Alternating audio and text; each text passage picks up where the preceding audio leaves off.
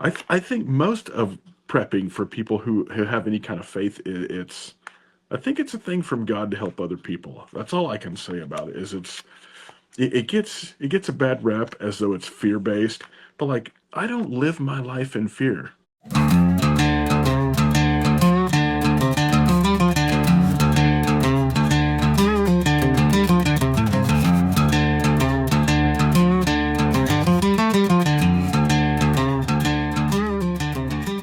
So the title of this video is Preppers Don't Have Faith in God. You probably clicked this video thinking, what the hell are they talking about? So, Chris, why are we doing a video talking about preppers don't have faith in God? Well, we were talking and just kind of discussing the normal, because there was the video about normies recently, but like other people just in the faith community that seem to have an aversion to prepping. Like and we both realize that we know people like that, and that it's probably predominantly that way, as within faith communities, that prepping is somehow seen as a lack of faith in God. You're not resting and trusting in God to provide all that you need. And I think that there's a case to be made that prepping is sort of God's provision for the person who's doing it, and for the people who they're going to be getting divine appointments to help. Absolutely. Yeah, I thought about that as well. Several times, or I was reading a verse earlier that talked about, or that Jesus was talking about. He was telling people, to do good works. There's the I can't remember the verse. I thought I had it pulled up here, but I don't.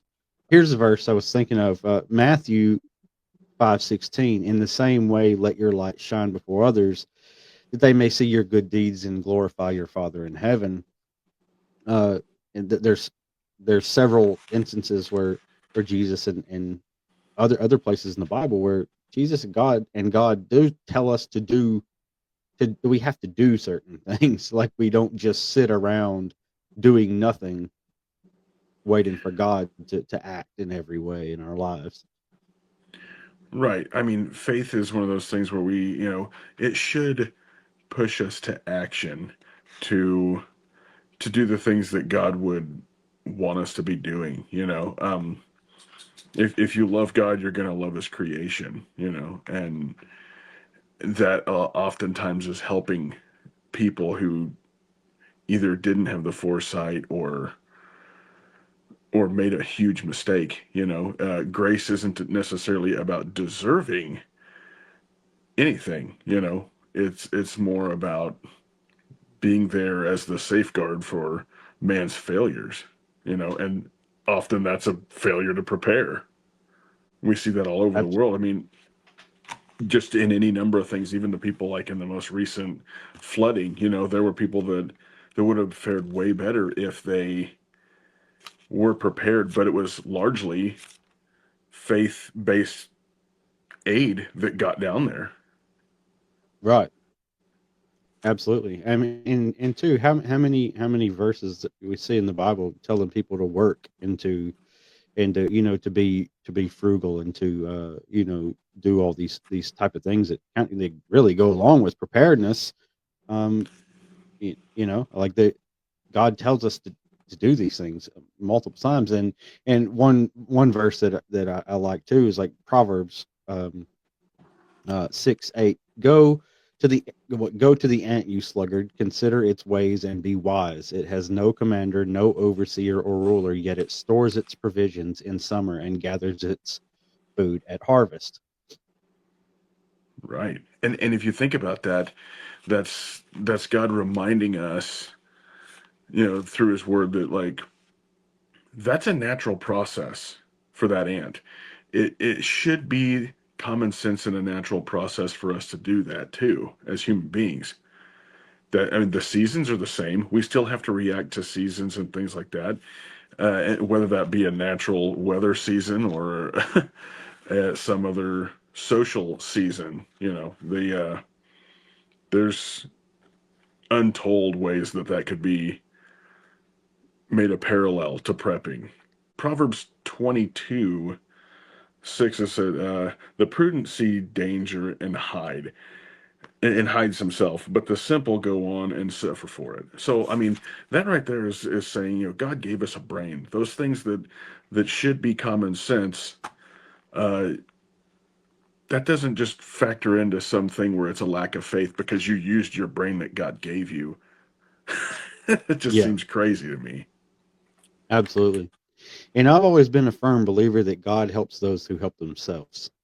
Like if you're a fool and you sit around and what I mean, like knowingly neglect responsibilities and things like there's verses in the Bible too that talk about that as well. Like, what is it? Well, I mean, There's the verses that if you don't, well, something to the effect, if you don't take care of your own household, you're just the same as an unbeliever. yeah, yeah, I forget which one that is, but yeah, and that is talking about taking care of your household. That's not taking care of anybody else or anything like that. But your responsibility first is to take care of your family, and then out from there. Right. Um, Let me see, because I wrote down on this, I was like, husbands and fathers are supposed to be protectors and providers. What is the time you would most need to be a protector and a provider? When things are in upheaval. It's as much for the bad times as it is for the good times. I brought it to somebody one time too. I was like, imagine when when the Jewish people when they left Egypt and they were wandering in the wilderness. How, if God wanted to, he could have. Oops.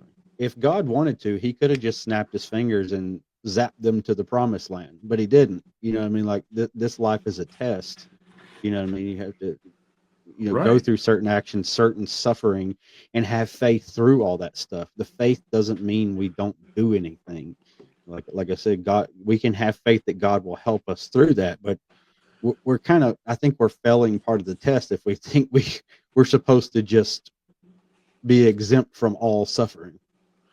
I think the Western world is almost allergic to the idea of suffering, whether it's just Western minds in America or all across the world. It's like we're so accustomed to convenience and not having to suffer that, like, I mean, Jesus himself said that in this life you will suffer. And he's talking to his disciples, but by and large to all of humanity. There's going to be suffering. God isn't God isn't neglecting you to allow you to go through things that would would press you and test who you are. I was thinking too, it's like, like if Jericho, imagine, like, God could have just you know, sent a meteor down from the heavens and destroyed the walls of Jericho, but they had to do certain things. Like he gave them these actions that had to be taken: march around, blow the horns. Uh, you know, Right. they had to act. Well, and it was largely to see if they were going to be obedient in faith. Exactly. It's not that those things were to make anything physical happen. They didn't weaken the walls of Jericho marching around it. Right. That, so it was all still the hand of God, but so much of this is to test us to see if we're just going to listen. You know, Right. I mean, and That's one what I thing, think about. Go ahead. Go ahead. you go ahead. I was just gonna say, I can honestly say that I think that like the mentality that I have to prepare is from God, because that's how I'm going to reach out and help other people. That's how I can reach beyond even my own household. That secures. And how is that not the hand of God in my life to show me now that I need to do something and trust and believe Him for the parts that I don't know? Absolutely. Yeah. And I think that's part of the part of the test on earth here too. Like we have to go through hard times, and we have to go through these bad situations, like you said, to see, are we going to hold to the faith? Are we going to continue to obey God? Because what a better test than through a very difficult situation, like we talked about in in the Homestead movie review. Um, like in bad times. there will be a lot of moral decisions you have to make. What a better test of humanity, and your faith in God than for you to go through those things. I can't. There's like an unlit, like a countless amount of, like I think like about every story in the Bible. Like it usually all starts with some sort of prophecy, or somebody uh, being something being revealed to them by God, and then God telling them to prepare for that. And usually followed up by something really bad or very difficult. So this Right. whole Well, the whole you don't have faith if you're prepping, just rely on God. Like, what if I imagine one day, like, when if something bad happens and these people are left just screwed, for God to say, "You fools! Like, how many signs did you need to have to prepare? How many times did I have to show you?" Kind of like the story of the guy who's drowning, and the dude comes by in the boat. That whole yeah. story. Yeah, And he's I like, know "Oh that no, one. I have faith in God. He'll save me." And then all these like three people come, and then he dies and drowns, and God is like, "Hey, I sent you a guy in a boat. I sent you a guy in a helicopter. I sent you all these people, and you didn't take it." Well, right, and that reminds me of Jesus talking about blessed is him who has eyes to see and ears to hear. Imagine that. Like, Hmm. that's crazy that like all this stuff is right in front of all of our eyes. But some people don't have the eyes to see and the ears to hear. But even in that, even if they don't, there's still provision for those people. Like just the idea that we're going to be undeserving of some of this help, and it's still going to be there because God's got the foresight, and he's brought other people along that have that same foresight he's given. You know, Yeah, like when he was absolutely. talking about a while ago, it just reminded me about the Genesis 41 famine, and like it said that they had to store up like a 1/5 of the harvest. And I think that that's kind of cool because it coincides with how most preppers do it. It's not just some huge financial thing. There's even wisdom in how to prep in the Bible. If prepping wasn't a thing that was compatible with faith, then there wouldn't be any kind of like examples of this. Like taking a fifth of the harvest. All of us prep incrementally. Like you're not going and blowing your entire paycheck on food or ammo or any of that stuff. None of us can afford to do that. And obviously God saw that even an ancient Egypt could not just be unwise about how they prep. There's Right. basically examples of prepping instructions in the Bible. Well, I mean, another thing I can, think about, like I've talked about you before, growing up in the Mormon church, as everybody knows, like Mormons are huge on prepping. Like that is an important part of the church, and kind of a responsibility as a member of the church. It is seen as sort of an act of faith, and recognizing that the end times will come, and that we'll have to endure till the end. Yeah, there's a lot to be said about the escapist mentality. Not, and I don't know if you want to get into this. We can if you want to. If We not, we can. I don't know have where you're to. going with it. I was gonna But say like, it. and I know that I'll just preface this. If you believe the rapture, don't take this as an attack or anything. But over a lot of convincing of just me reading things and thinking through things over the years, I don't personally believe that the rapture is what the Bible's talking about. I think that it was a later created doctrine by Darby. But like the American church and Western churches are pretty much full to the brim with people that think that they're just going to get raptured out of whatever happens to their country. Like I can't tell you how many Christians that I know think, oh, when something happens to America, the Lord's gonna rapture us out and it's gonna be a glorious day. And just because something happens to America, I don't think that that means that the father is going to look at the son and be like, "It's time. America's in trouble. It's time to rapture the church." How would the people in Sudan feel about that who are believers and have had to endure machete attacks and terrorism? And, I don't Hmm. think that we're going to get uh, the the fly away free card. I don't know that that's what the Bible's talking about. I don't believe that's what it's saying, but it's just almost an obsession the church has with escapism in the rapture. Yeah, I've never believed in the rapture myself either. And when I look at it, it kind of just doesn't really make any sense to me. Like, 'cause, I believe we are here to be tested, and um, and yeah, like you said, there's people all over the world. There's people of faith all over the world who are persecuted, who are killed, and it's just it is the free agency of the world, Yeah, and that doesn't mean that God's derelict. The a fallen creation is going to do fallen things. And absolutely. Anyway, I just don't feel like the rapture is compatible with things that God has said and the way things have happened throughout the Bible. And like you said about this escapism mentality, that's where I was going to go with this.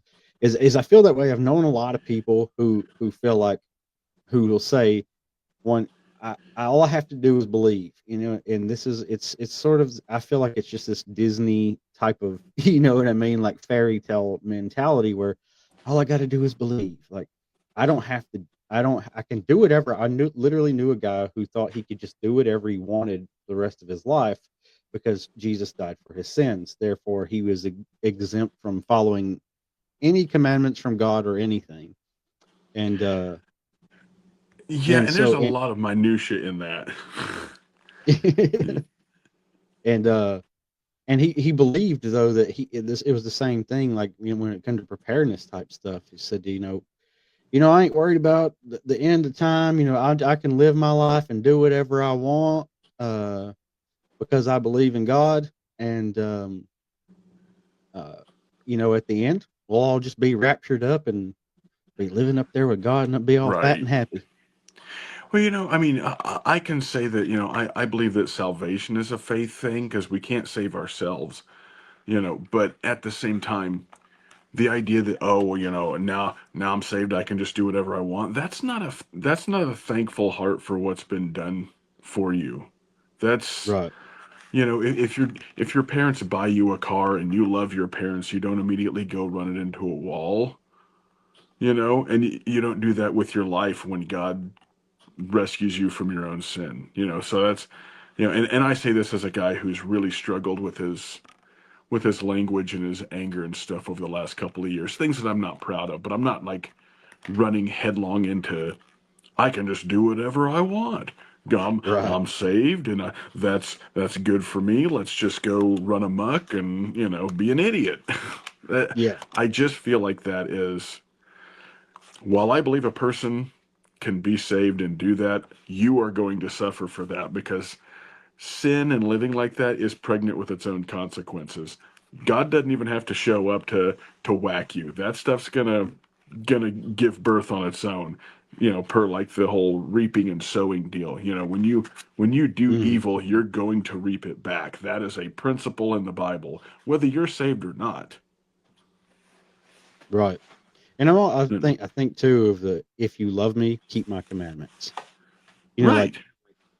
doing the good and following commandments may not be the thing that gets that saves you, but doing so is a sign of your faith in God and your love for God. Like you were talking about the parents, you Yes. will listen to them and you will do what they say because you love them and know that they know what's best for you. Right. I mean, it's like the fruit of thankfulness is obedience and following God. I mean, so yeah, it's probably pretty safe to say that if you're running amok, you're not very thankful for what's been done for you at all. Yeah. And I think about that even when it comes to preparedness. If something bad happens and you get schwacked or by the Leroy Jenkins gang and or Which is you've lived your whole life doing terrible things and but you believed in God and then we're standing in front of God and it says, if you believed in me, you knew my commandments, you claim you love me, then why did you not listen to anything I said? What do you say? What do you say then? Right. And there's a part in Revelation where, a pastor told me this, that like that there's going to be weeping over the things that we know that we did wrong before, because it talks about that he'll wipe away every tear from our eyes and that type of thing. Well, that's at the very end part of that. There's going to be a lot of us having to think about things that we did. You know what I mean? And the way we conducted ourselves. And I almost feel like that's what conviction is for now, in the sense that, like, not that we're paying for our sin by feeling convicted or anything. I'm not trying to insinuate that at all, but like, it's almost like you can either think about it now, or you're going to get to think about it after you have a talk with God. So you better, Right. you better think things through a little bit here, because there's going to be an accounting of how you lived your life. I've thought about too on the preparedness aspect is like, and that whole, like you said, escapism mindset is how many times,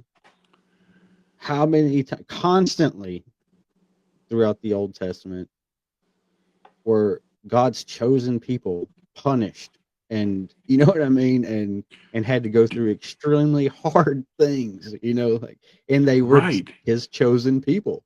So why we should think that we are exempt from any sort of suffering, and God should come in and just save us from everything at all times throughout our entire lives? It's Right. just not consistent with anything. Walking in circles in the desert for 40 years is not a slap on the wrist. That is a No, serious chastisement. right? Like, for Yeah, real. And it's you funny because think, and you think you got it bad. right, right. And it's funny because, like, when we read some of Paul's letters, he talks about the father chastises those that he loves. There is going to be chastisement for dumb, stupid, and evil things that we do. I mean, if you look at what happened to King David after having a kid with Bathsheba, that kid died. Hmm. And there's it's a kind of a case of sin's pregnant with its own consequences, and I mean that baby went to be with the Lord, but again, he had to watch a son die over some terrible things. Just because of things that he was doing that wasn't even in obedience at all. Right. And murdered a guy to take his wife. Right. And I think too, like, did Jesus not say before he was crucified for everyone to start carrying swords? Where he had told them that he'd asked him and said, if you don't have a sword, sell your cloak and buy one. I wish I had written that verse down. Yeah, It I just thought escapes me about where it's that at. though. It's like, see, Jesus was telling his disciples to prepare for the things that were about to happen. Right? Right. It, like, not just, Yeah. hey, have faith and it'll all be okay. Right. I mean, again, this would be kind of alluding back to the Genesis 41 famine. There was like a dream the Pharaoh had where he saw, like, it was like seven, like, I forgot what, the seven animals that were, like, I think they were cows. There's like seven fat cows and then seven thin cows, and it represented 7 years of abundance and then 7 years of famine. And that was how Joseph was like, there's going to be a famine. You're going to have abundance and you're going to have famine, because the Pharaoh didn't know what the cows meant. And that was a sign from God. That was God being like, okay, here's the sign, and here's going to be the guy that interprets it for you. And it's basically a warning to prep. Yeah, That there's going to be 7 years of famine. So it's funny you it's mentioned that. My daughter was actually just watching a cartoon of that, about that story this morning. really, that's Yeah, cool. But yeah, yeah, dude, that's I think that's one of the best examples in the Bible is the famine deal, and just the fact that Pharaoh's not even a guy that follows God, as far as like the Abrahamic God, right? And so he's having dreams, and then a guy who does follow him is sent as provision to interpret this, and saved how many people? because of listening to God and following in faith and being able to interpret a dream that God gave them the eyes to see and the ears to hear to understand it. I think most of prepping for people who have any kind of faith, it's I think it's a thing from God to help other people. That's all I can say about it. Is it gets a bad rep as though it's fear based, but like I don't live my life in fear. Yeah. When I see what's going on in the news, I'm not.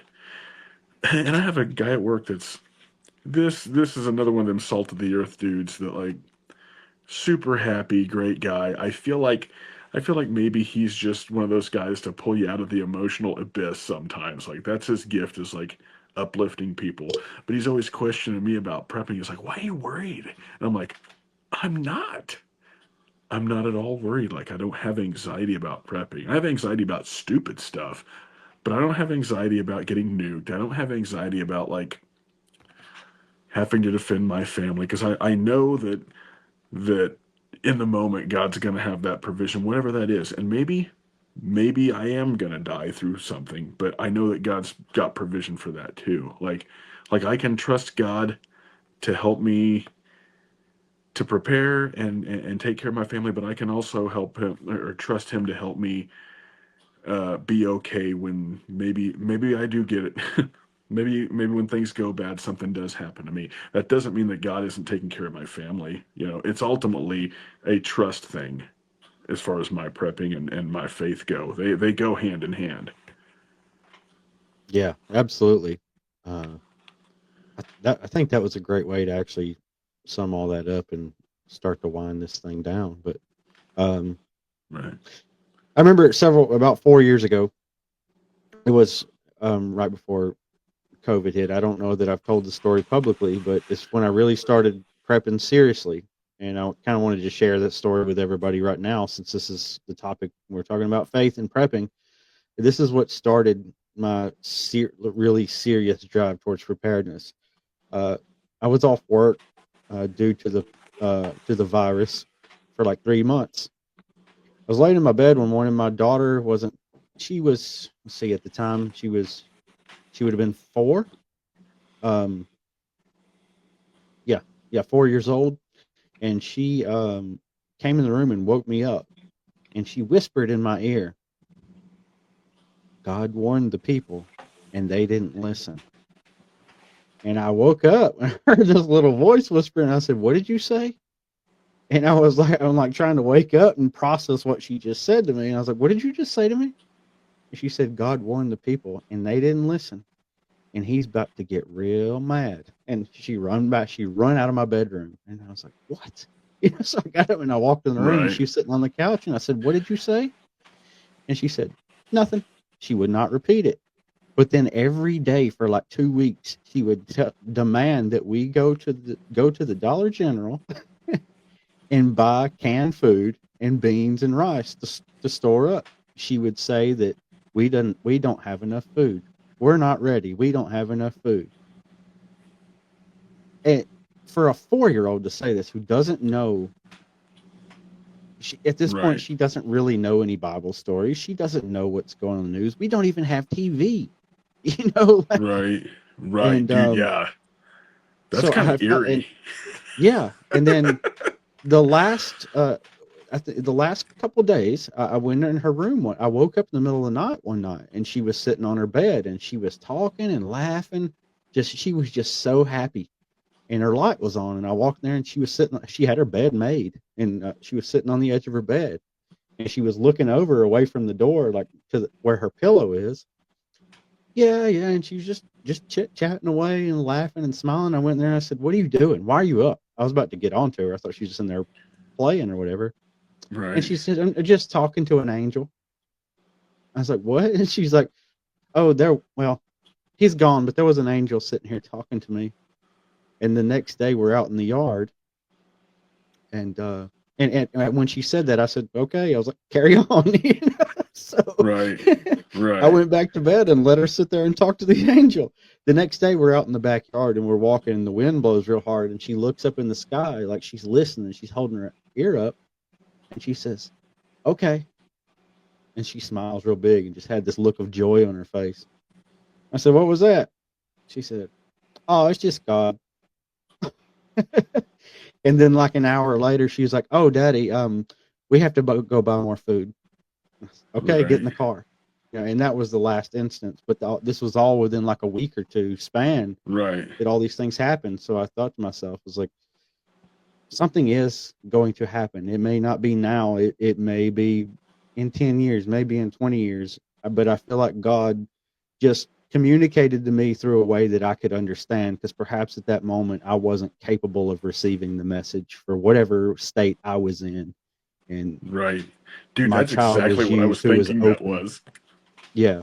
So I was thinking my Like, child was more open to hearing, having those ears to hear and those eyes to see, and she could pass that on to me. And right. that is still to this day why I continue to prepare and to live on as little as possible and be prepared for it's the hard of times as that I can imagine. Right. Well, it's interesting that story goes right along with Jesus talking about like having the faith of a child. Like I think that kids can hear God so much easier than we can because we got so much just Mm, crap running around in our head that like there's something to that, Jesus wouldn't have said that if there wasn't some serious truth in about having the faith of a child. yeah, Yeah. absolutely. But yeah, I mean, that on top of many instances is why no one can tell me that there is no God. I will never believe that. And Right. two, nobody can tell me that prepping is a lack of faith. Right. Yeah, I don't think so. I think that they're companions in my life.